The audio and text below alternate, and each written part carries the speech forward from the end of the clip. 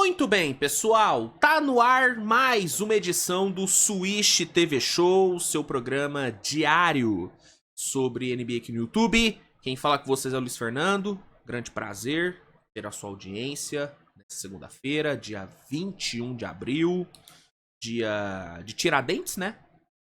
Dia de Tiradentes, feriadão aí, muita gente conseguiu viajar nesse final de semana, conseguiu dar uma estendida no seu descanso, que é sempre bom, né? Sempre bom. Um dia, cara, um dia também meio triste, né? Apesar de ser feriado e tal, de muita gente estar em casa, relaxando ou viajando. É uma segunda-feira meio triste pela perda aí que a gente teve aí do Papa Francisco, uma figura muito carismática, uma figura que eu, pelo menos, sempre achei muito muito legal, né? Sempre pareceu ser uma pessoa muito boa, uma pessoa muito pura, uma pessoa que por onde passou sempre deixou muita felicidade, né? Esteve aqui no Brasil algumas vezes, acho que 2 vezes, né? E 2 vezes ele esteve aqui no Brasil e sempre se mostrou uma figura, uma pessoa realmente com uma luz diferente.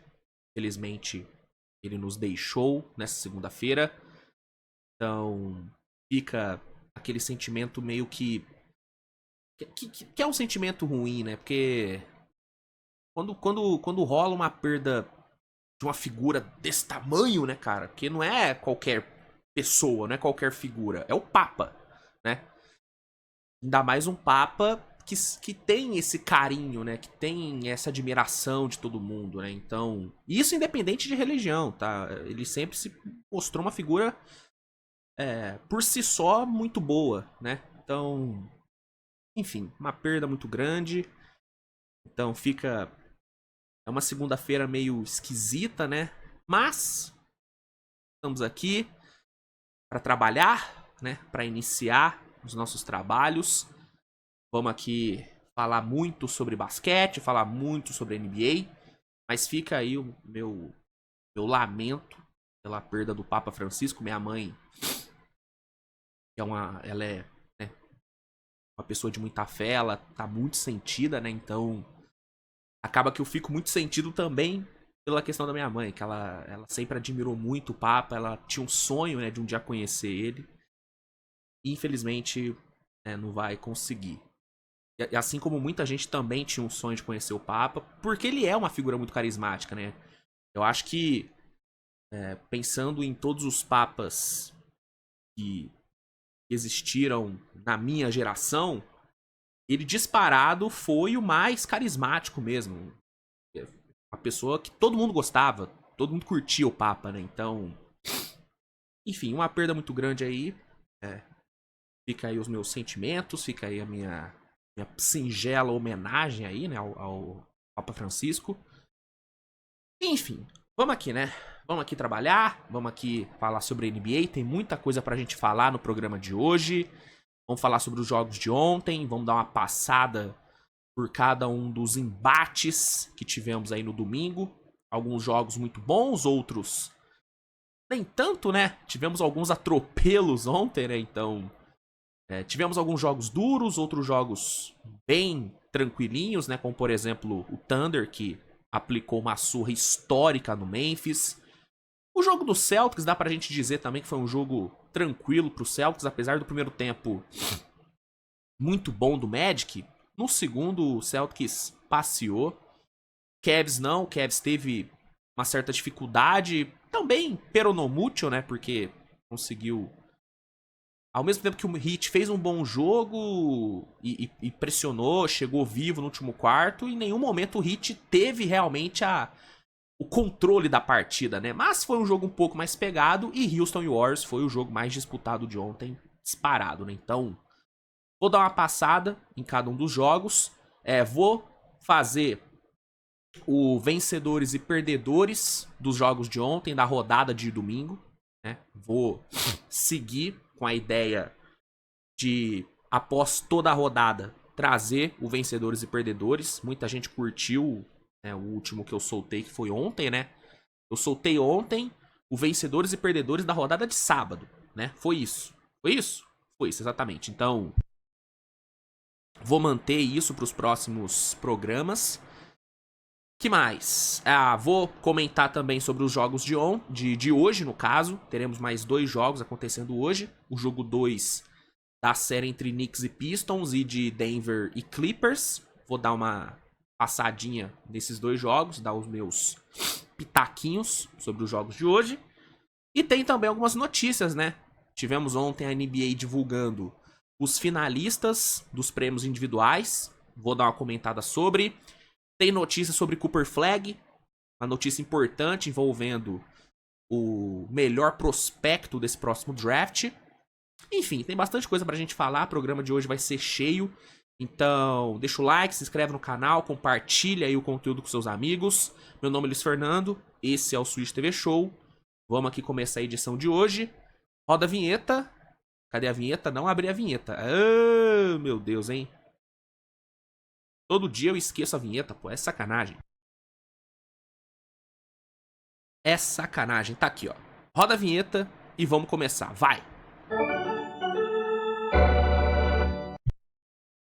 Beleza, então, pessoal. Vamos iniciar falando sobre os jogos de ontem, né? Tivemos 4 jogos movimentando o domingão. O primeiro deles foi o jogo 1 da série entre Thunder e Grizzlies. Foi o jogo que abriu, né? Foi o jogo das 2 da tarde. E aqui, cara, não tem nem muito o que dizer. Thunder aplicou uma surra histórica. Né? Foi a maior diferença de pontos da história de um jogo 1 de playoff. E, se não me engano, foi a quinta ou a terceira maior diferença de pontos em um jogo na história dos playoffs. Então foi uma vitória extremamente maiúscula do Thunder. Vitória por 51 pontos, 131 a 80. E, mano, foi um atropelo completo, assim. Não teve nenhum momento onde o Memphis deixou o jogo equilibrado. Nenhum momento. Né? Já no fim do primeiro quarto, o jogo já estava muito na mão do Thunder. O Thunder já vencia por 12 no fim do primeiro quarto. E aí, no fim do primeiro tempo, acabou. O jogo acabou no primeiro tempo, mano. Essa é a grande verdade. Acabou no primeiro tempo. Aí, no terceiro quarto, o Thunder manteve a pegada, conseguiu estender ainda mais a sua vantagem. Faltando 5 para acabar o terceiro quarto, o Thunder já vencia por mais de 40. Mais de 40. E aí o restante do jogo ali foi só protocolar. O Thunder já botou as reservas em quadra cedo. O garbage time começou aos 6 do terceiro quarto, basicamente. E aí o jogo foi uma mera... O resto do jogo foi uma mera formalidade. Uma vitória muito dominante, absurdamente dominante. Foi disparada a maior surra desse playoff até o momento. E como eu já falei, uma das maiores da história dos playoffs. E assim, eu sei que o Thunder é favorito na série. Eu sei que o Thunder é mais time do que o Memphis. Isso acho que não tá aberto nem pra discussão. Mas, gente, a diferença assim, não é tão grande assim, né? Foi algo muito atípico o que aconteceu ontem. Foi muito atípico. E eu peço desculpas, tá, gente? Eu tô com um resfriadinho, porque deu uma mudada de clima aqui na minha cidade. E aí a gente sente, né? Eu tenho uma facilidade enorme pra gripar. Então eu acabei pegando um resfriadinho de ontem pra hoje. Nada sério também. Amanhã já devo estar de boa. Mas eu ainda tô meio resfriado. Então, se durante o programa eu der uma pausa só pra dar uma espirradinha, relevem, tá? Mas assim, o que eu tava falando, o Thunder é mais time? É mais time. É uma defesa infinitamente superior, é um ataque mais organizado, é um time mais bem treinado. Até porque o Memphis teve a brilhante ideia de trocar de técnico faltando 2 semanas pro playoff. E muita gente apoiou, né? Muita gente apoiou, falou que não, era o certo a se fazer, tinha que demitir mesmo o Taylor Jenkins. Tá aí, ó. Né? Tá aí. Enfim.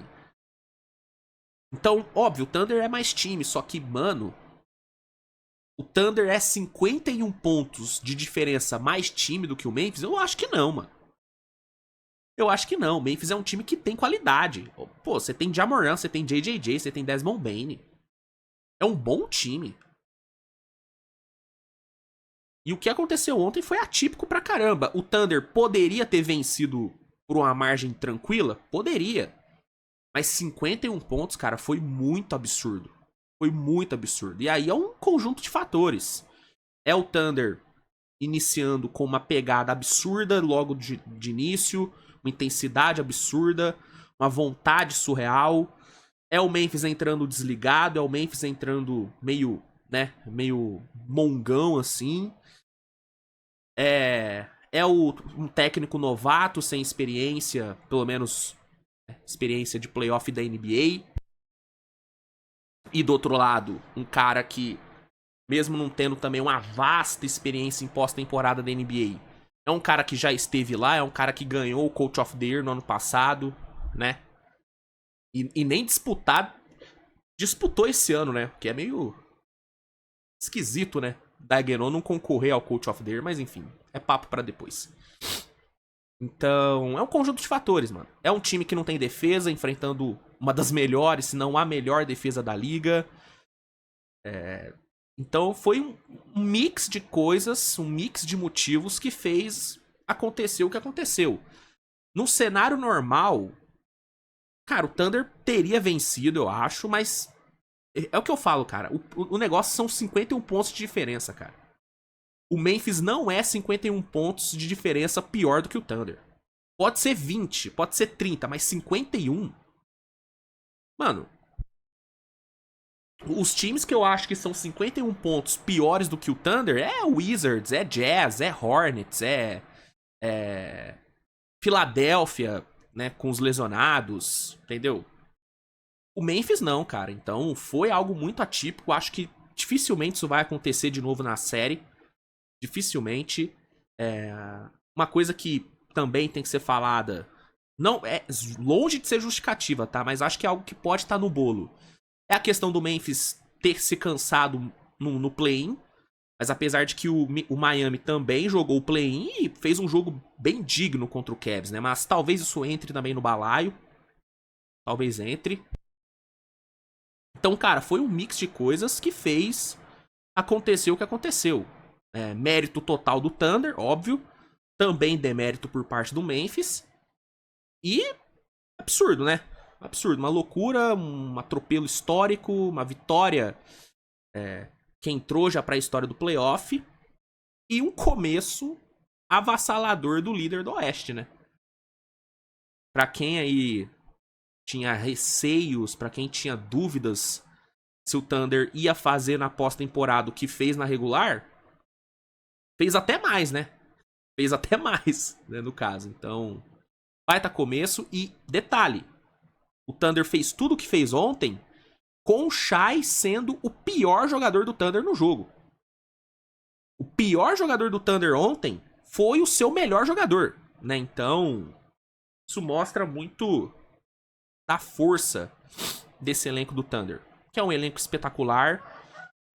Teve até um momento, né, ali do jogo que a câmera filmou o Sam Presti e ele ali, né, com toda a pinta, com toda né, você via na face dele que ele tava muito orgulhoso, do tipo, caralho, fui eu que montei essa porra aí, ó. Quem que montou esse time? Foi o pai. Né, você via ali o orgulho nos olhos do Sam Presti. E realmente, cara, ele fez um trabalho de montagem de elenco impecável. Eu até falei ontem que pra mim o Thunder tem o maior acúmulo de defensores de elite na NBA. Celtics tem ótimos defensores, Orlando tem ótimos defensores, Houston tem ótimos defensores, mas pra mim nenhum time tem tantos defensores de elite à disposição como o Thunder. É uma coisa impressionante, cara. Você tem Shai, você tem Jalen, você tem Dort, você tem Caruso, você tem Kayson Wallace, você tem Isaiah Hartenstein, você tem Chet, você tem o próprio Isaiah Joe, que é um bom defensor, você tem o Aaron Wiggins, que eu acho um bom defensor. Você tem excelentes defensores, você tem excepcionais defensores. E aí o resultado é isso. Um time que é uma máquina de forçar turnover, é uma máquina de triturar ataques. E o Memphis não teve nenhuma resposta. Mas assim, nada. Nada. Então, no momento em que o galo aqui da casa dos meus pais tá maluco, né? O galo aqui tá louco. Então, pô, brincadeira. O galo cantando às 3 horas da tarde é uma loucura. Puta que pariu. Enfim. Foi um atropelo, gente. Até me estendi mais do que eu deveria, porque eu não tenho o que falar. Foi um atropelo absurdo, histórico. Começo fantástico pro nosso querido Tandão Galáctico. Aí na sequência, a gente teve Celtics e Magic. Esse foi um jogo um pouco mais equilibrado, mas ainda assim terminou com uma vitória elástica do Celtics por 103-86. Né, Orlando fez um primeiro tempo muito bom, muita vontade, muita intensidade na defesa, o que já era esperado. E com um Banqueiro e um Franz comandando o ataque, principalmente o Banqueiro, impressionante que jogou ele. Magic fez um bom primeiro tempo, foi pro intervalo na frente, se não me engano, né? Foi vencendo por 1. Só que aí no segundo tempo, na volta do intervalo, o Celtics meio que decidiu jogar a sério. E aí acabou de vez com o jogo, né? O segundo tempo do Celtics foi absolutamente dominante. Defensivamente e ofensivamente, o Celtics acabou com o Magic. Acabou. Derrick White, uma das grandes atuações dele em playoffs, foram 30 pontos com 7 bolas de 3. Peyton Pritchard também fazendo chover bolas de 3 vindo do banco. Drew Holiday, cara, o segundo tempo do Drew Holiday foi uma coisa impressionante, gente. Foi uma coisa impressionante o segundo tempo do Holiday. Marcando muito bem o Banqueiro em vários momentos, trancando o Banqueiro em vários momentos. E no ataque fazendo o que tem que fazer. Matando bola, achando bons passes, fazendo a bola rodar. Né? O Holiday, ele é o famoso impacto silencioso, né? O impacto do Holiday não é visto em highlight, não é visto em box score. Só pra quem vê o jogo e entende da parada, percebe o quão absurdo é o Holiday. E é surreal, mano. É um cara fantástico. Pra mim, no terceiro quarto, inclusive, que foi o quarto onde o Celtics virou o jogo e abriu vantagem, ele foi o melhor jogador do Celtics. Pra mim, ele foi o melhor, né? Então, segundo tempo espetacular e uma vitória muito merecida. 103-86. E uma vitória que diz muito o que é esse Celtics e o que deve ser esse Celtics, não só na série, mas em todo o playoff do leste. O Celtics vai passear, gente. Desculpa, torcedores de Knicks, torcedores de Cavs, né, de Heat, de Detroit e do próprio Magic, mas, mano, o Celtics vai passear. Se o Celtics jogar no talo todos os jogos, se fazer nos outros jogos o que fez no segundo tempo contra o Magic, gente, o Celtics vai passear. Ah, Bucks, Indiana, não tem como, cara. O Celtics tá muito acima. O único que eu vejo realmente podendo fazer frente ao Celtics e dificultar a vida do Celtics, vencendo 2 ou até 3 jogos, é o Cavs. Os outros, gente, Knicks, cara, não tem como, mano. É uma diferença muito grande. É uma diferença muito grande, cara. O Celtics está muito acima dos outros. Então, eu até falei no pós-jogo, né? Ontem foi o início do passeio do Celtics no leste. Da caminhada do Celtics no leste. Não tem jeito, mano. O time é muito bom. E assim como o Thunder fez o que fez contra o Memphis, tendo o Shai jogando mal, o Celtics fez o que fez ontem com o Jaylen Brown e o Jason Tatum jogando, cara, de forma muito apagada. Jogos muito apagados dos dois. Isso diz muito sobre a força do time, a força do elenco. Então, uma baita prova de força, uma vitória muito boa, muito tranquila e o início do fim, gente. A série aqui, se ir a 5 jogos, já é uma baita vitória pro Magic. A tendência é que vá a 4 mesmo, o Celtics ganha 4-0 e um abraço. Magic é um time que é bom, tem uma ótima defesa, mas ofensivamente falta muito pra esse Magic. Muito mesmo, cara. Muito mesmo. É um time que no segundo tempo não conseguiu fazer nada. Pra além de Paulo Banqueiro. É impressionante como falta criadores de jogo pra esse Magic. Falta playmakers. Né? Então, enfim. Uma vitória tranquila e o início do fim aí, né, da série. Porque questão de tempo pro Celtics passar.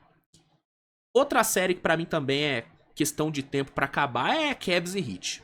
Assim, com todo respeito a Miami, mano, aqui é... Se ir a 5 jogos, já é também uma vitória pro Heat.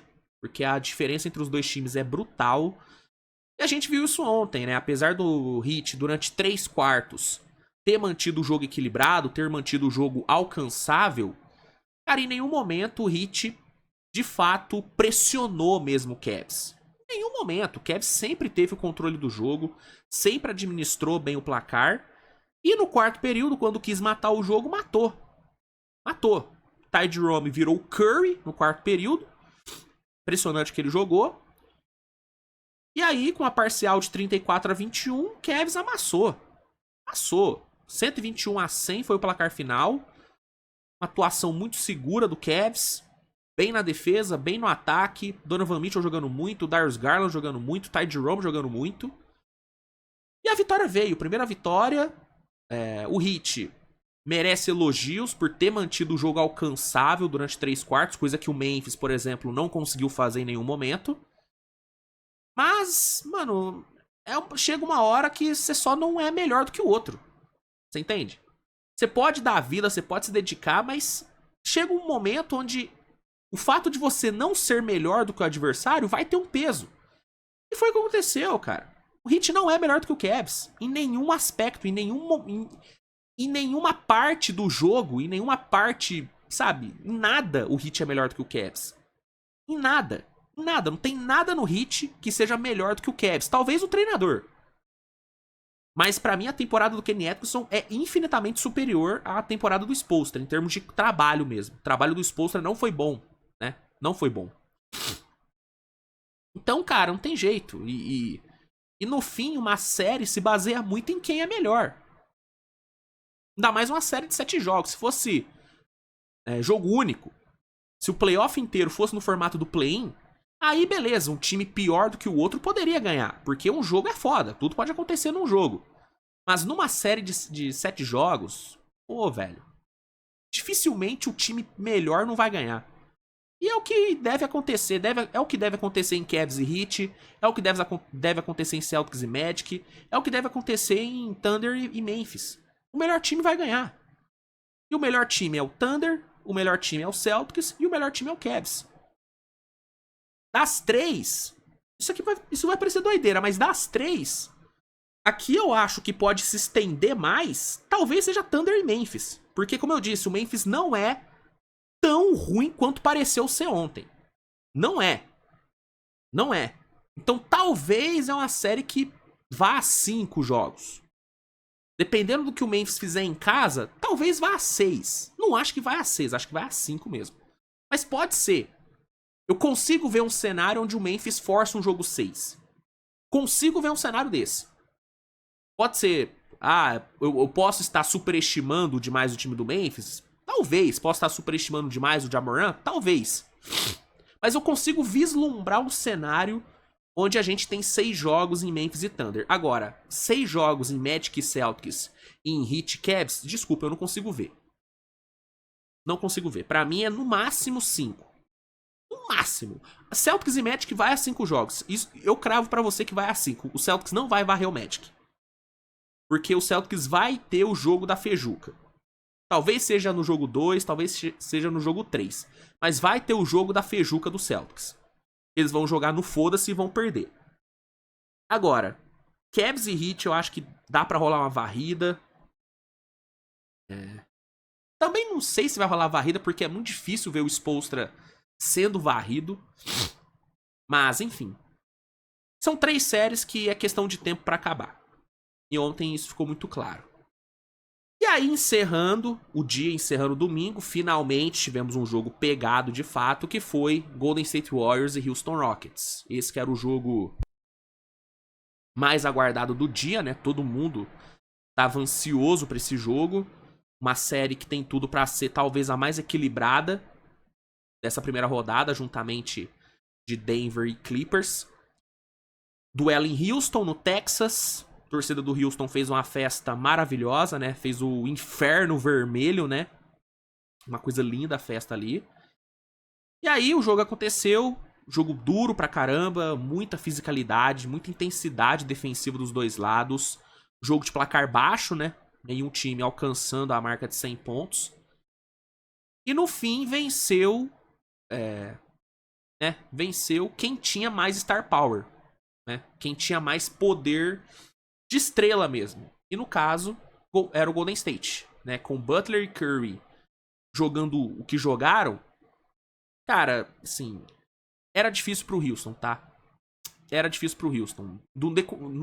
Com o jogo rolando, eu sempre ficava com o sentimento de que, putz, mano, o Houston tá bem, tá fazendo uma defesa excelente, o Şangun tá jogando muito, mas falta aquele algo a mais. O algo a mais que o Golden State tem, né? Que é o fator Curry, o fator Butler. Durante todo o jogo eu fiquei com esse sentimento de que, cara, o Houston tá bem, o Houston pode ganhar esse jogo.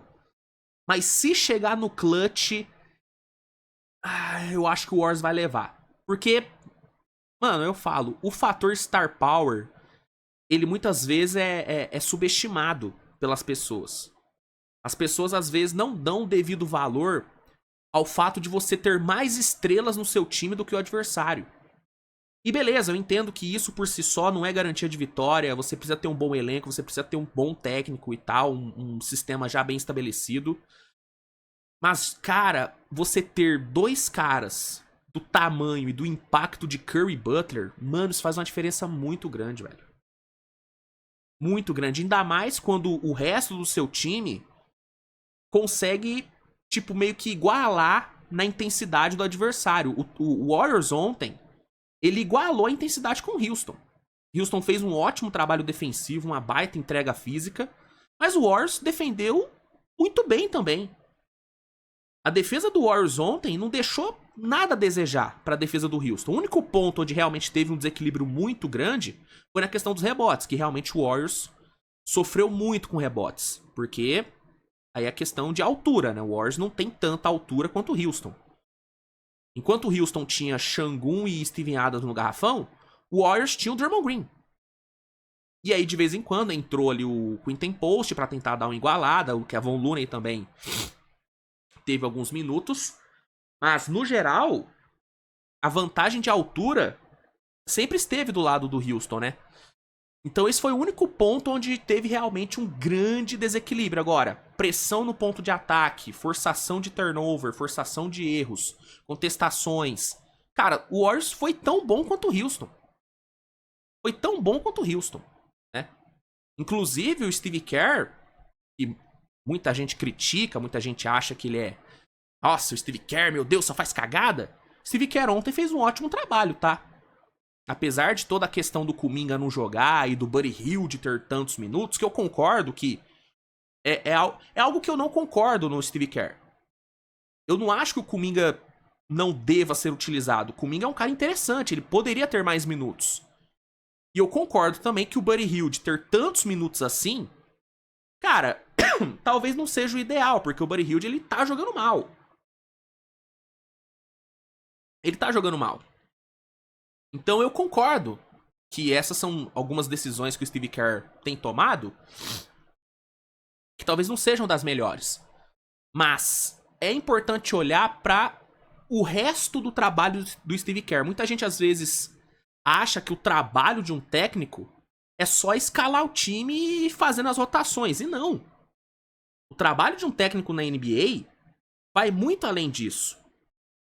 E no playoff, os caras que você coloca em quadra têm, óbvio, um peso muito grande, mas muitas vezes o maior peso pro técnico num jogo de playoff é se adaptar à estratégia do adversário. E o Steve Kerr fez isso bem ontem.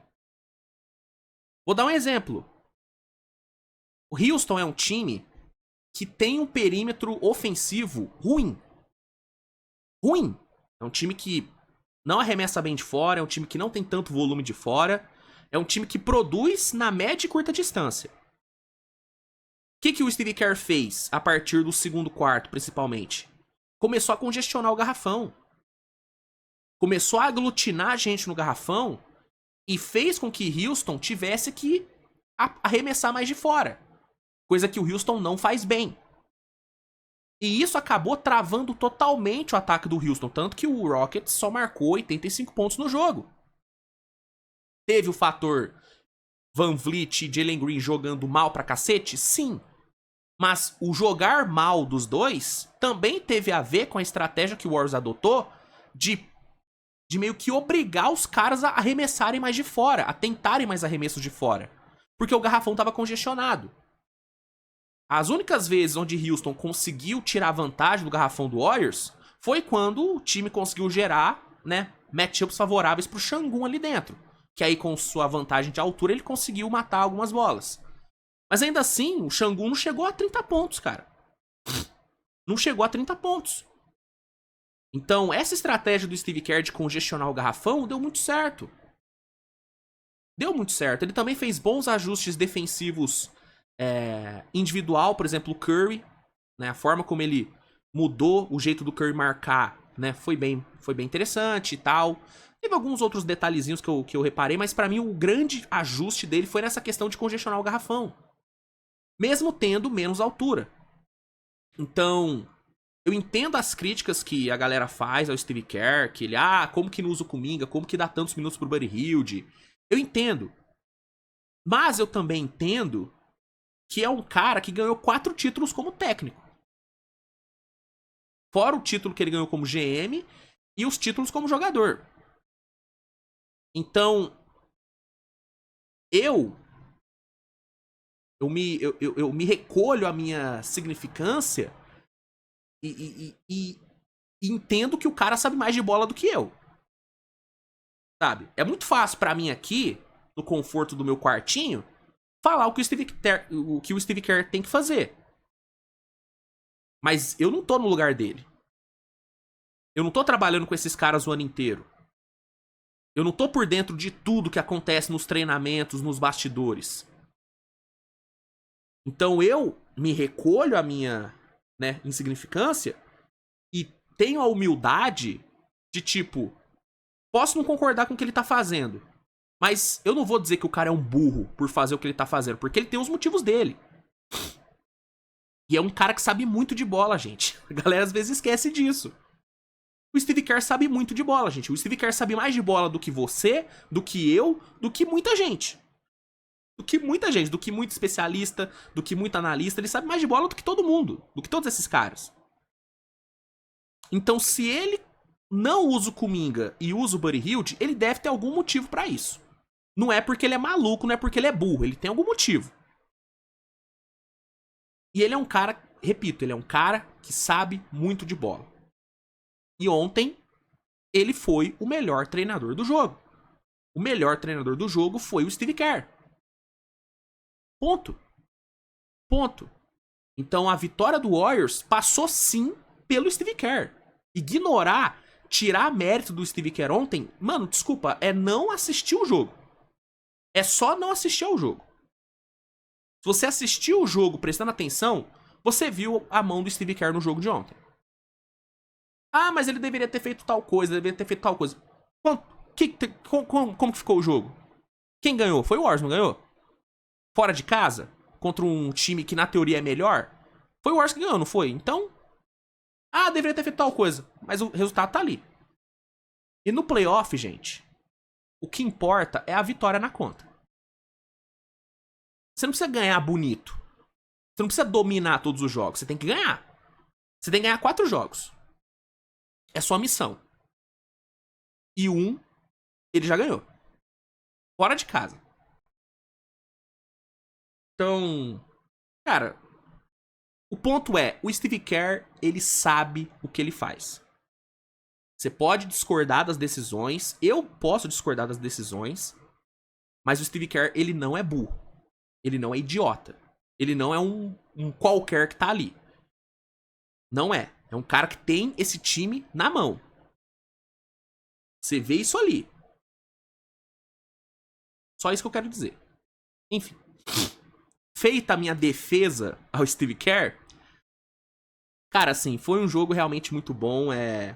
Claro, o fator individual Curry e Butler teve um impacto enorme, óbvio. Dois foram os melhores em quadra. Jimmy Butler, um impacto absurdo na parte defensiva. Foram 5 roubos de bola. E ofensivamente, decisivo pra caramba. Foi ele que comandou o time ali no segundo quarto. Foi ele que apareceu no segundo tempo pra fechar, pra matar o jogo, né? Tipo, as jogadas que mataram o jogo no quarto período foram do Butler. Né? Foram todas do Butler. Então ele jogou muito. O Curry foi surreal, matando aquelas bolas de 3 espíritas que só ele mata, aparecendo nos momentos decisivos, metendo 31 pontos, mesmo sendo muito bem marcado. Então, claro, o Warriors teve os fatores individuais Curry e Butler tendo um impacto gigante.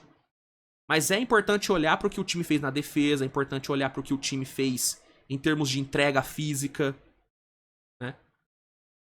E, cara, foi jogão, mano. Foi jogão, uma vitória muito importante pro Golden State. Abre 1-0, roubam dos mandos de quadra do Houston. O fator psicológico, né, vai muito agora pro lado do Warriors, porque a pressão tá toda no Houston.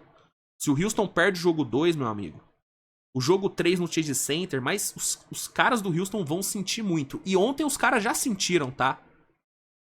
Jalen Green, Aman Thompson, Jabari Smith, os caras sentiram o jogo. Os moleques sentiram o jogo, principalmente o Aman. Ontem foi discutivelmente o pior jogo do Aman Thompson nessa temporada.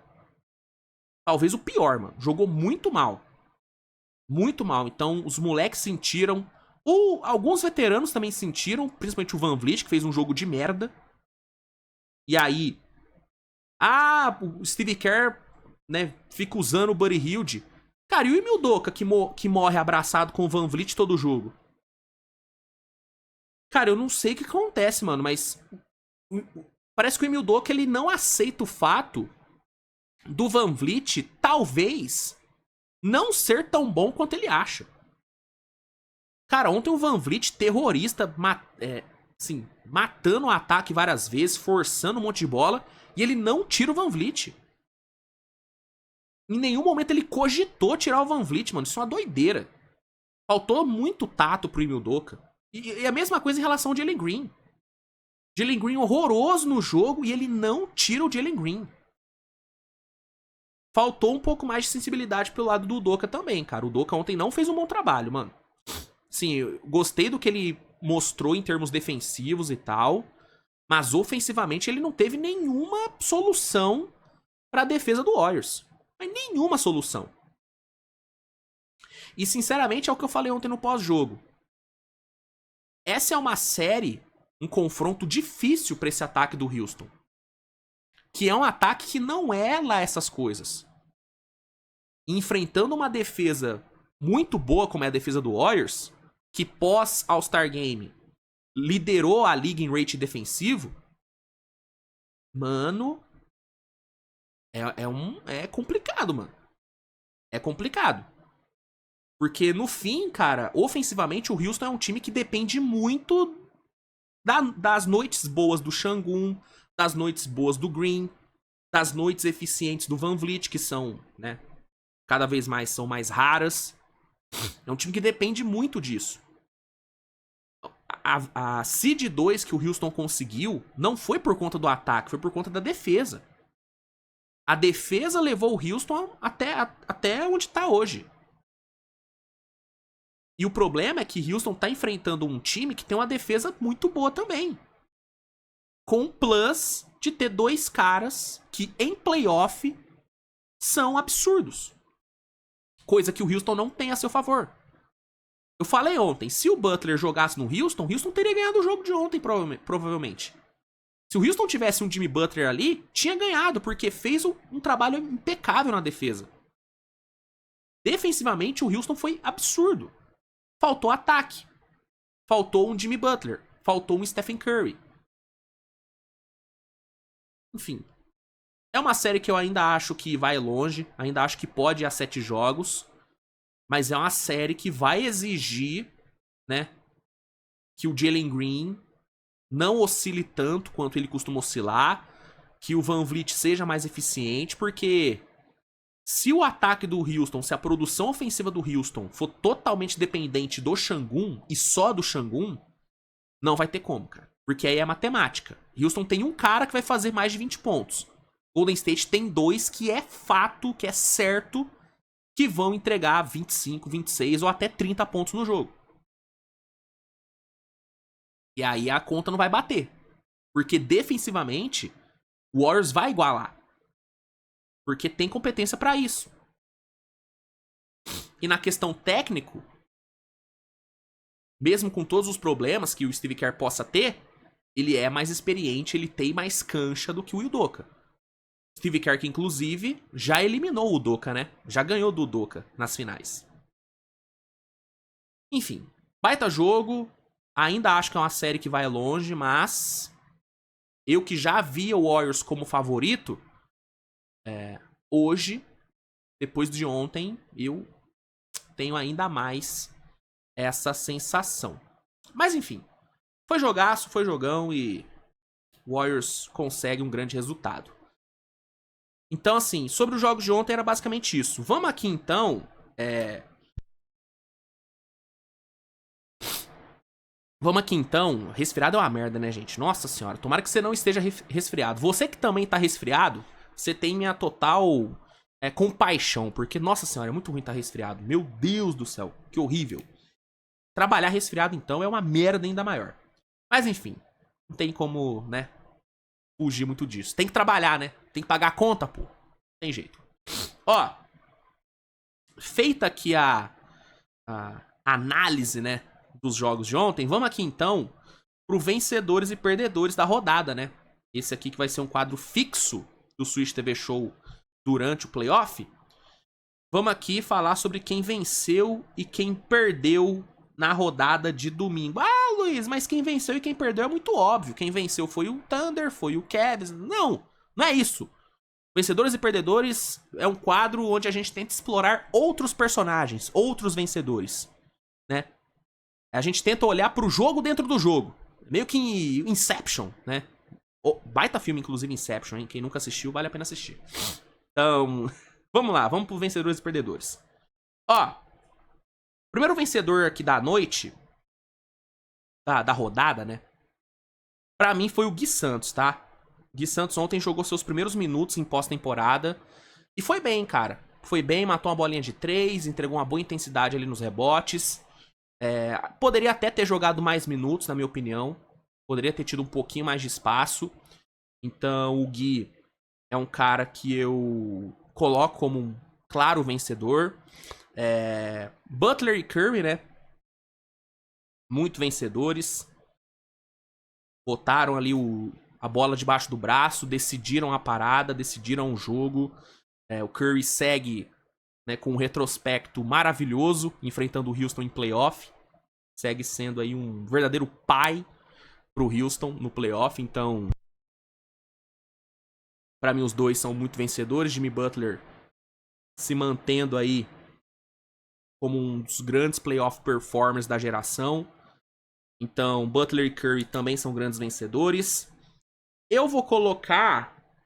aqui não tem muito pra onde correr, né? Thunder em si, né, cara? É um grande vencedor pelo jogo que fez, pelo atropelo histórico. Tem personagens específicos do Thunder que eu poderia colocar aqui, como Alex Caruso, como Kayson Wallace, como Jalen Williams, né? Mas eu acho que o time inteiro do Thunder merece ser colocado aqui como vencedores. Né? Maior surra da história de um jogo 1 de playoff. Uma das maiores surras da história. Uma das 3 ou uma das 5 maiores surras. Eu não me lembro bem, peço desculpas. Me coloquem nos comentários. Mas eu acho que foi a terceira maior surra. Enfim. Uma das maiores surras da história. Então, o Thunder, por si só, é um baita vencedor. Derrick White é um baita vencedor, né? Mais uma atuação dele gigante em playoff. Acho que foi o segundo ou o terceiro jogo dele de 30 pontos em pós-temporada. Um cara que chegou no Celtics por preço de banana, né? Uma das trocas mais fantásticas da história da NBA em termos de custo-benefício. E ontem foi o grande nome do Celtics. Claro, Drew Holiday foi excelente, Peyton Pritchard também. Mas o cara do jogo, melhor jogador em quadra ontem, foi o banqueiro, sim, mas do Celtics foi o Derrick White. Foi o Derrick White, então Derrick White sai como um grande vencedor. O banqueiro, cara, apesar da derrota, dá pra colocar como vencedor pelo jogo que ele fez, né, cara? Enfrentando o atual campeão, fora de casa, o banqueiro fez um jogo absurdo. Fez um jogo absurdo. Tentou. Ele fez a dele, tentou ao máximo. Não conseguiu a vitória, porque a diferença entre os times é muito grande. Mas ele fez a parte dele. Então o banqueiro eu coloco como vencedor pelo jogo em si que ele fez. Ty Jerome não tem como ficar fora. Candidataço a Sixth Man of the Year. Ontem, no quarto período, foi ele quem decidiu o jogo. Foi ele quem matou o jogo pro Cavs. Né? Foi a terceira, né, maior pontuação de um reserva em playoff desde 1971. Deixa eu só confirmar isso. Cadê? Aqui, ó. Eu tinha anotado isso, não tinha? A quarta maior atuação de um reserva em pós-temporada desde 71. Foi o que o Ty Jerome fez ontem. Surreal que ele jogou, então Ty Jerome sai como um baita de um vencedor. E eu vou dizer, cara, os favoritos foram vencedores, né? Acho que tirando o Warriors e Houston, onde muita gente acha que o Houston é favorito, eu acho que é o Golden State. Mas eu entendo que o consenso é de que Houston é favorito. Pelo que fez na temporada, enfim. Enfim, eu entendo. Mas eu acho o Warriors favorito na série, tanto que meu palpite é o Warriors. Sempre foi e segue sendo. Mas tirando ali, cara, Thunder, Celtics e Cavs, que eram favoritos, os três venceram. E venceram bem. Né? Então os favoritos em si foram grandes vencedores. Perdedores. O time em si do Memphis é um puta perdedor. Pela surra que tomou. Acho que não tem nem por que eu ficar discorrendo tanto aqui. Tomou uma surra histórica, então o time inteiro do Memphis é um perdedor. Quem concordou com a demissão do Taylor Jenkins também é um perdedor, né? Porque ontem ficou claro que não foi uma boa decisão, né? Ah, Luiz, tá falando que com o Taylor Jenkins o Memphis teria ganhado? Cara, provavelmente não, mas não teria tomado a surra que tomou, isso eu tenho certeza. O Memphis não teria tomado 51 pontos no lombo se tivesse o Taylor Jenkins. Não teria. Eu cravo pra você que não teria. Então, quem achou uma boa ideia demitir o Taylor Jenkins há 2 semanas do playoff, esse aí é um grande perdedor. Esse é um grande perdedor. Quem mais eu posso colocar um perdedor? Cara, eu vou te falar, o Aman Thompson é um perdedor, né? Acho que criou-se uma expectativa muito grande pra ele no jogo de ontem, pelo que ele fez, né? Naquele último duelo, lá no Chase Center, onde ele anulou o Stephen Curry e fez um bom jogo ofensivo também. Então criou-se uma expectativa muito grande e ele não correspondeu. Na real, eu poderia até fazer um combo e colocar os jovens do Houston. Que aí eu coloco ele, coloco o Jalen Green, coloco o Jabari. Né? A molecada sentiu, mano. Tirando o Şangün, cara, todos os moleques do Houston sentiram o jogo de ontem. Principalmente esses três. O Aman, o Jalen e o Jabari. Então os três são perdedores. Porque ficou muito claro que eles sentiram o tamanho do jogo. Sentiram a pressão do playoff. Né? Então os moleques de Houston, né, a molecada, a meninada do Udoka, são perdedores. Né? São perdedores. Poderia colocar também o Udoka como perdedor. Pela falta de ajustes, pela falta de repertório dele pra lidar, né, com a defesa do Warriors. Mas eu acho que é exagero talvez colocar o Udoka. Acho que ele ainda não merece entrar como perdedor. Quem mais eu posso colocar como perdedor? No Miami, cara, o Heat eu não considero o Heat um perdedor. Perdeu o jogo, mas fez o que tinha que fazer, fez o que dava pra fazer. Acho que não tem muito o que cobrar a mais do Heat. Não tem muito o que cobrar a mais. Eu poderia colocar o Kuminga como perdedor, por ele de novo não ter jogado, mas aí é... Aí, se eu abrir esse precedente, eu vou colocar o Kuminga em todos os vencedores e perdedores, porque ele não vai jogar nesse playoff. É muito claro pra mim que ele não vai jogar. Então, nem vou colocar o Kuminga aqui pra não abrir esse precedente. Né? Porque senão, em todo vencedores e perdedores, ele vai ter que estar, de forma obrigatória. Mas eu acho que eu fico muito nesses. O Memphis em si é um perdedor. Quem achou uma boa ideia demitir o Taylor Jenkins é um perdedor. Os moleques de Houston são perdedores. Acho que é basicamente isso. A armação de jogo do Magic, né? É um perdedor, né? Porque é o que mais falta nesse Magic. Ontem isso ficou muito claro, né? Como que o Magic precisa de um armador de elite. Então acho que isso também pode ser considerado, né, perdedor, assim, da rodada. Mas no geral eu fico nessas mesmo. Pra mim esses foram os vencedores e perdedores aí do domingo. Um domingo de mais vencedores do que perdedores, né? Acho que é isso. Acho que é basicamente isso mesmo, tá? É isso.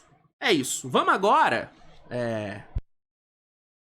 já que falamos sobre os jogos de ontem, vamos aqui dar uma olhadinha rápida nos jogos de hoje, né? Como eu disse, teremos 2 jogos rolando nessa segunda-feira. Teremos o jogo 2 de Knicks e Pistons e o jogo 2 de Clippers e Nuggets. 2 jogos que tendem a ser bem bons, né? Principalmente Clippers e Nuggets. Cara, eu tô com expectativa bem boa pra esse segundo jogo em Denver, tá? Denver ganhou o primeiro, mas assim, num sufoco absurdo, prorrogação e tal, né? Com o Westbrook tendo que, né, decidir. O Westbrook sendo o grande personagem da vitória. Não foi uma vitória fácil, não foi uma vitória tranquila. Não foi uma vitória bonita, né?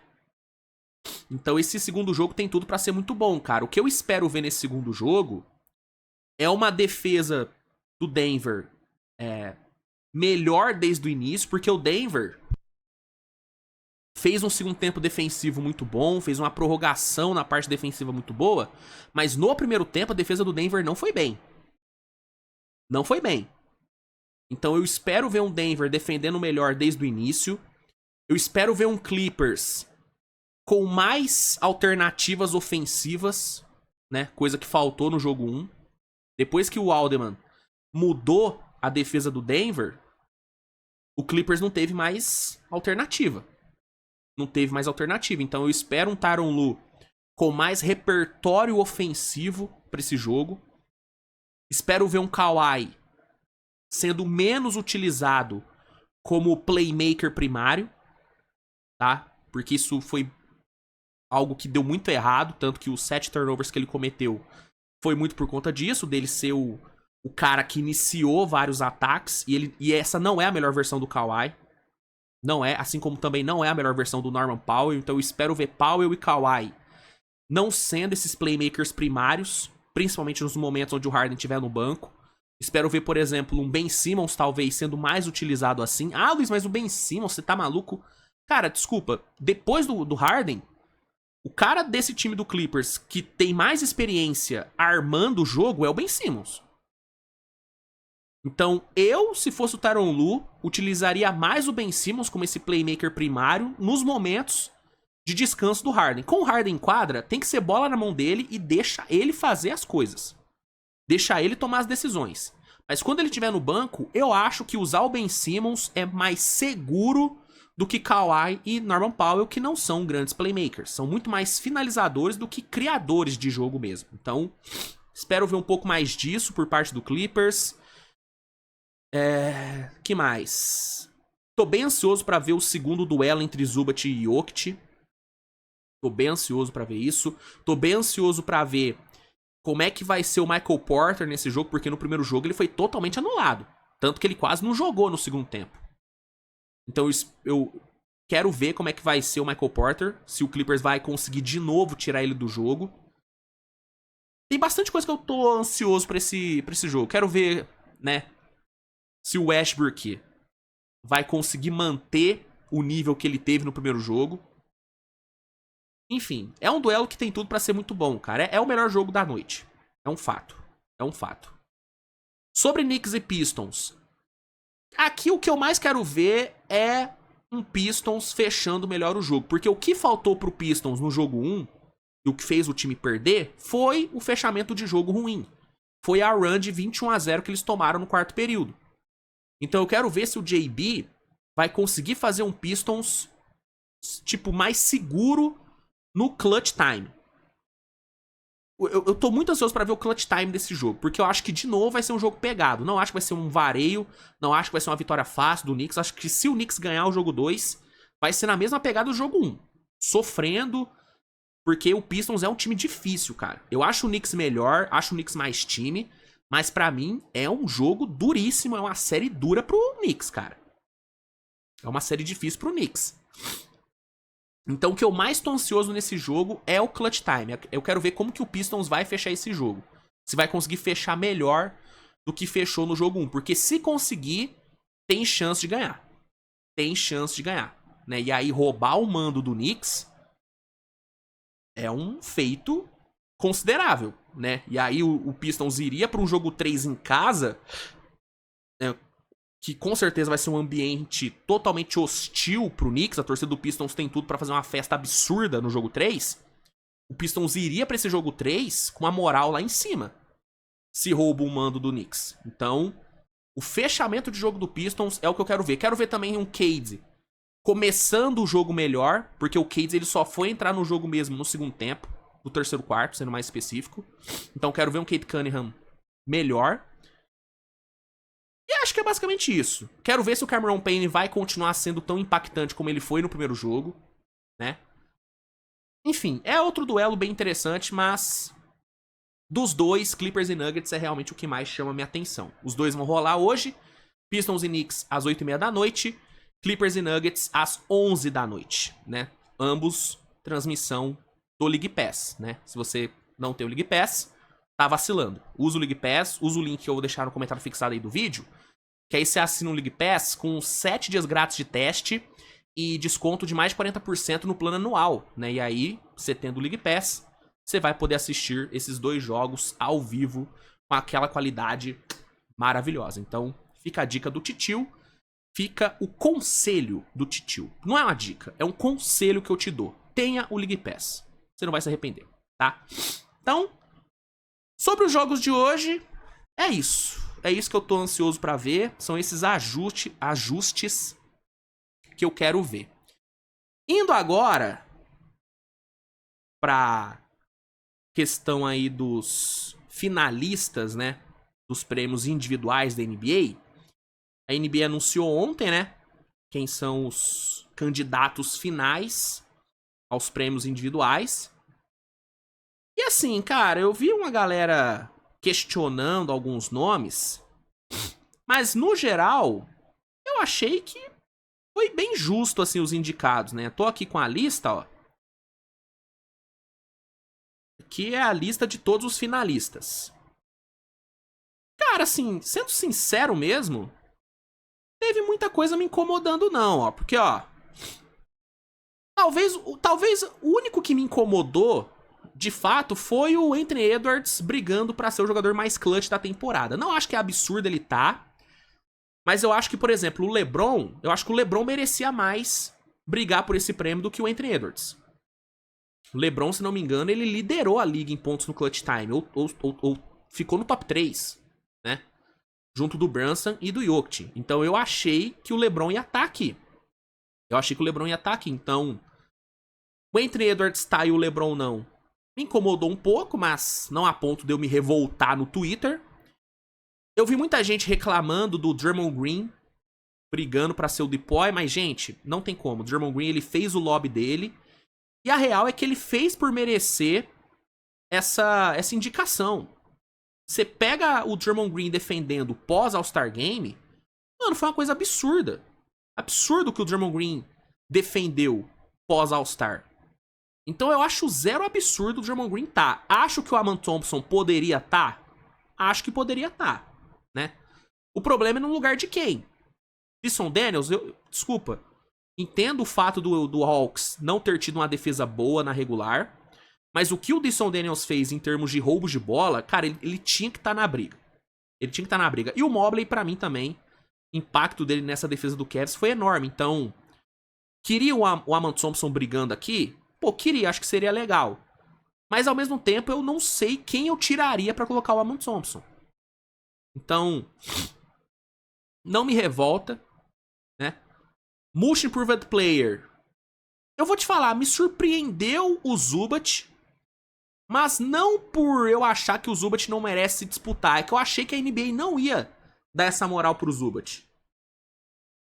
Eu achei que não ia. E muito bom, legal que deu essa moral, porque realmente a temporada do Zubat foi absurda. O Zubat ele se consolidou nessa temporada como um dos 5 melhores pivôs, mano, da NBA. Na minha opinião, hoje ele tá entre os 5 melhores, o Zubat. Considerando a temporada, mano, absurdo o que ele fez. Então foi uma surpresa legal o Zubat tá aí na disputa. Achei bem bacana mesmo. Não acho que ele vai ganhar, acho que esse prêmio vai pro Cade Cunningham mesmo. Mas eu achei bem legal. Achei bem legal ele tá na disputa. Achei que poderia estar o Christian Brown, por exemplo. Mas me deixou feliz ver o Zubat. Me deixou bem feliz. Most Valuable Player, né? MVP. Aqui é óbvio, né? Giannis, Shai e Jokic. Não tem muito pra onde fugir dos 3. E a disputa tá mesmo entre Jokic e Shai. Deve dar Shai, ao que tudo indica. Então nenhuma surpresa aqui nos indicados. Era isso mesmo. Rook of the Year. Também não tem muito o que falar, né? Castle, Rizachet e Jalen Wells. Acho que poderia, talvez, ter um Alex Sara aqui, mas... também não é um absurdo ele não tá. Pra mim, o Castle vai ganhar. É o mais óbvio a acontecer. Eu acho que o Jalen Wells vai ficar em segundo. E eu acho que o Rizachet fica em terceiro. Esse seria o meu top 3 aqui. Inclusive, né? Deixa eu até palpitar, né? Aproveitar que eu tô aqui. Clutch Player of the Year. Eu acho que o Jokic vai ganhar. Tá? O meu voto talvez fosse Brunson. Mas eu acho que o Jokic vai ganhar porque, como eu acho que o Shai vai levar o MVP, pra não deixar essa temporada do Jokic passar em branco, eu acho que a liga vai dar o Clutch Player of the Year pro Jokic. Então eu acho que o Jokic ganha aqui. Eu acho que o Draymond Green vai ganhar o Depoy. E vai ter muita gente reclamando, vai ter muito choro. Mas eu acho que o Draymond Green vai ganhar. Por merecimento e também pelo lobby que ele fez. Tem jeito. MIP vai ser o Cade. Isso aqui pra mim é o mais óbvio. É o Cade que vai ganhar. Eu acho que o Shai vai ganhar o MVP. É o que tudo indica. Você olha nas casas de apostas, olha pras parciais das votações. Tudo aponta que vai dar Shai. Então acho que o Shai vai ganhar. E também vai ter um chororô danado. Nossa senhora, o que vai ter de choro é brincadeira. Meu Deus do céu. Rook of the Year vai ser o Castle. Dificilmente esse prêmio sai dele. Six Man of the Year. E aqui a gente tem 3 ótimos concorrentes, né? Malik Beasley, Ty Jerome e Peyton Pritchard. Aqui, mano, eu acho que o Pritchard vai ganhar. Mas eu torço muito pra ser o Ty Jerome. Nada contra o Pritchard, tá? Mas eu acho que a história do Ty Jerome, ela é muito fantástica. O Ty Jerome é um cara que poderia estar disputando também o MIP, tá? Poderia estar disputando também o MIP, o Ty Jerome. Então, eu acho que seria muito legal o Ty Jerome ganhar. Porque é um cara que era um desconhecido e virou, mano, um dos melhores reservas da liga. Virou um cara de quase 30 pontos num jogo de playoff, mano. Decidiu um jogo de playoff ontem, o Ty Jerome. E até temporada passada ele era um Zé Ninguém. Era um Zé Ninguém. Então, eu acho que vai dar Pritchard, mas eu torço pra dar Ty Jerome. Minha torcida será do Ty Jerome. E aqui, treinador do ano, Kenny Atkinson, JB Bickerstaff e Ime Udoka. Eu admito, cara, que eu tava achando que talvez o Daigneault estivesse na disputa, mas eu entendo que pelo fato dele ter ganhado já no passado, talvez ele não estivesse, porque a NBA não premia 2 vezes o mesmo técnico, né? Ou pelo menos não é normal a NBA em anos seguidos, né? Premiar o mesmo técnico com o prêmio de Coach of the Year. Então talvez por isso o Daiguero não esteve. Mas assim, chama a atenção, né? O técnico da melhor campanha da temporada e de uma das melhores campanhas da história não tá disputando, né? Mas enfim. Dos três aqui, o Kenny Atkinson é obviamente o favorito, é quem vai ganhar. Isso aqui é óbvio. Mas eu achei legal ter a presença do JB. Um ano maravilhoso. Ele que foi demitido ano passado, né? Então é muito legal ver ele dando a volta por cima em Detroit. Recolocando o Pistons nos playoffs depois de anos. E o Udoka também foi um trabalho muito bom. Trabalho excelente. Recoloca o Houston no playoff também depois de anos. No seu segundo ano com a franquia, né? Já chega a 51 vitórias. Então são 3 trabalhos excelentes. Mas daqui é certo que vai ser o Atkinson. E é o mais merecido mesmo. Pra mim, o melhor trabalho da temporada foi do Kenny Atkinson. Então, esses aqui foram os indicados. Reforço, o único nome que me gera uma estranheza é o Edwards no Clutch Player of the Year. Porque pra mim era muito claro que o LeBron ia estar aqui disputando. Mas não aconteceu. Também o Edwards também não vai ganhar. O LeBron também não ganharia, eu acho. Né? Mas eu achei que o LeBron ia estar pelo menos na disputa. O Aman Thompson aqui poderia estar também. Mas também não é algo que me tira o sono, sendo sincero. E pra mim o prêmio que tá mais aberto mesmo, sinceramente, eu acho que é o Sixth Man of the Year. Porque o MVP tem essa disputa Shai Jokic e tal, mas eu acho que tá muito encaminhado pro Shai. O Sixth Man of the Year eu realmente não sei, cara. Eu acho que vai dar Preacher, mas eu não duvido de dar Ty Jerome. Não duvido. Esse aqui é um prêmio que eu tô bem curioso mesmo pra ver quem vai ganhar. Tô bem curioso. Bem curioso. Enfim. Tá aí. Concorda com os indicados? Discorda? O comentário tá aí pra isso. Fica à vontade pra comentar. Tá bom? E aí, minha gente, pra encerrar de vez o programa, né? Acabar com a edição de hoje, eu só quero comentar rapidinho sobre uma notícia que saiu agora há pouco, né? Sobre a questão do Cooper Flag, né? Porque existe uma grande... existiu, né, uma grande polêmica sobre o Cooper Flag, porque saiu a notícia que ele talvez não fosse se eleger pro draft, que ele poderia ficar mais um ano, né, em Duke e tal. E aí muita gente criticou o Cooper Flag. Eu lembro de ver o Bulga indignado com o Cooper Flag. O Bulgarelli ficou muito puto com o Cooper Flag, falando que ele era covarde e tal. Porque muita gente achou que o Cooper Flag querer ficar mais um ano em Duke era porque ele só não queria ir pra um time de merda, né? Todo respeito, mas Wizards, Hornets, Jazz, né? O Jazz até que menos, vai. O Jazz até que menos. Mas o Wizards, principalmente, é um time que tá, mano, totalmente perdido. É um time que tá, nossa senhora, tá num limbo absurdo, um mercado ruim.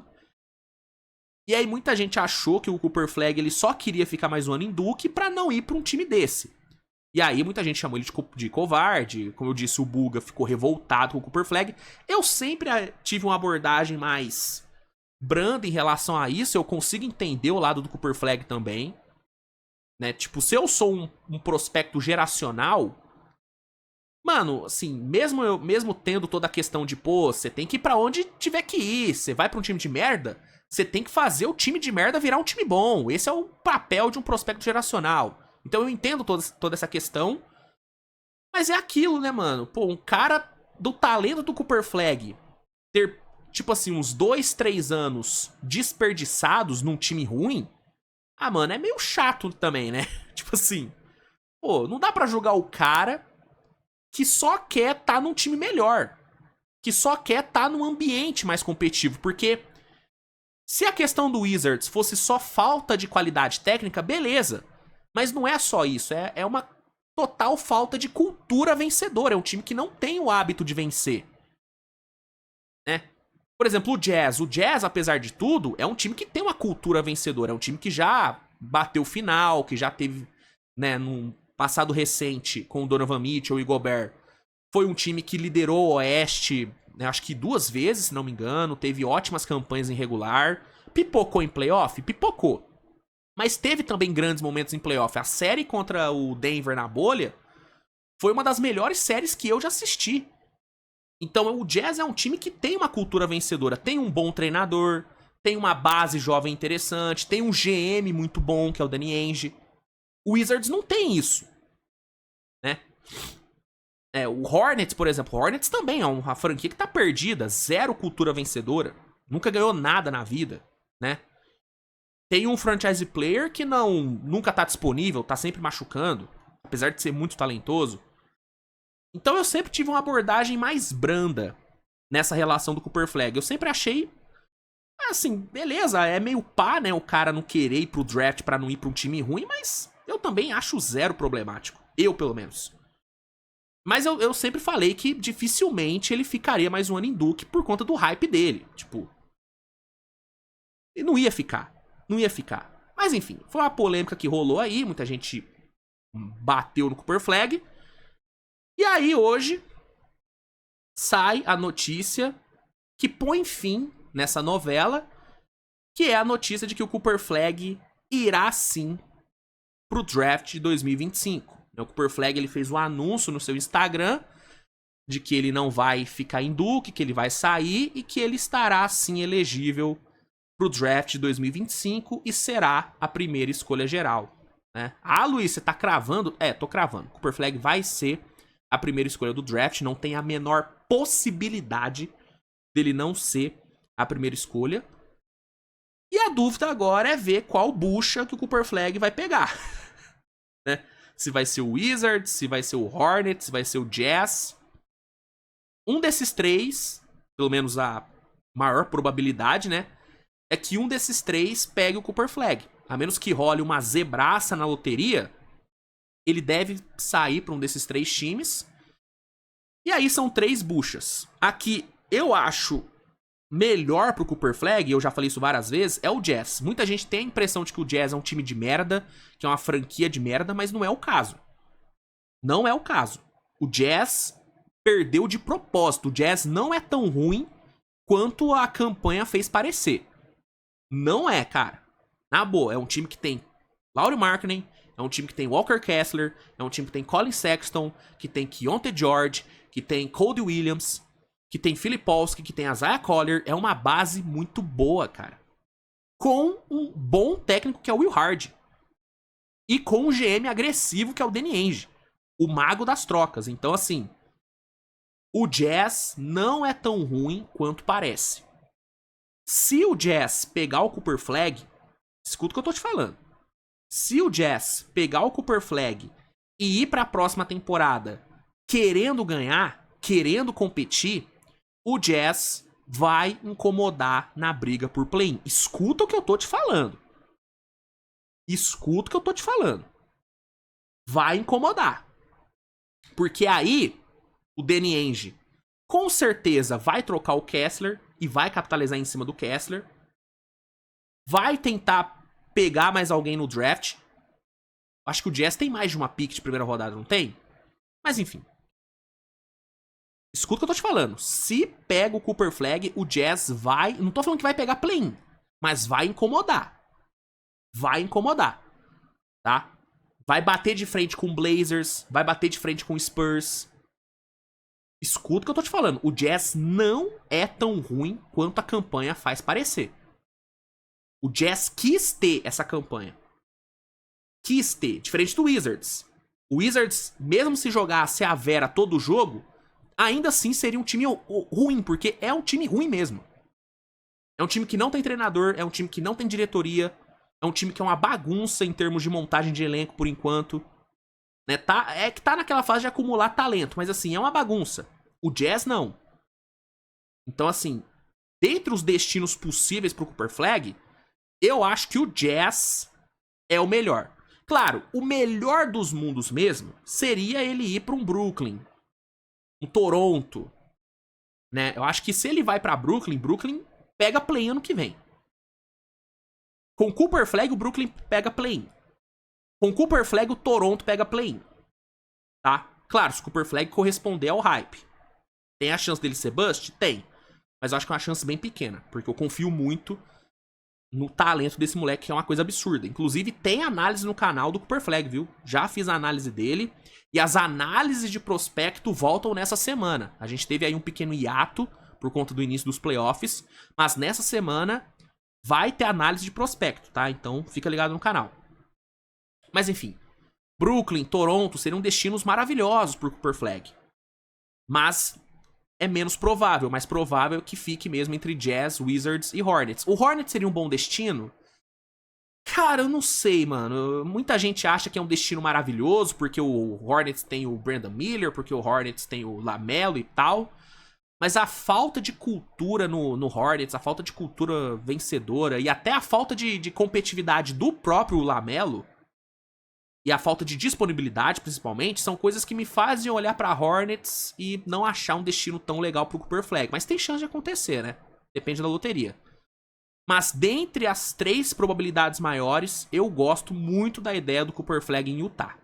Gosto muito mesmo. O Wizards, pra mim, é o pior dos cenários pro Cooper Flag. É o pior dos cenários, é onde ele mais vai bater cabeça. Agora, Utah eu gosto bastante. Gosto muito, muito mesmo. Muito mesmo. Enfim. Questão é que ele vai sim pro draft, então pra quem aí tava putinho, tava revoltado com o Cooper Flag, ô Bugarelli, fica tranquilo, Bugarelli. O Cooper Flag vai pro draft e vai assumir a bronca que chegar pra ele. A questão é ver qual que vai ser essa bronca. A questão é essa. Enfim. Cooper Flag vai pro draft, essa é a notícia do dia. E com essa notícia, eu encerro a edição de hoje do Switch TV Show. Obrigado demais aí a todo mundo que acompanhou, a todo mundo que esteve presente aqui, tá? Tamo junto.